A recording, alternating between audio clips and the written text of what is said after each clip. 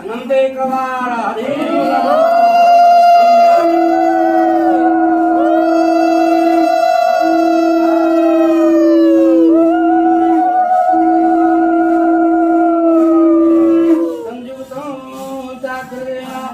भद्रायां वामभागे रथधरणयुतं ब्रह्मरुद्रे द्रवन्द्यो देवानास्मारमेकं सुजनपरिवृतं ब्रह्मदारु स्मरामि निवासाय नित्याय परमात्मने बलभद्र सुभद्राभ्यां जगन्नाथाय ते नमः।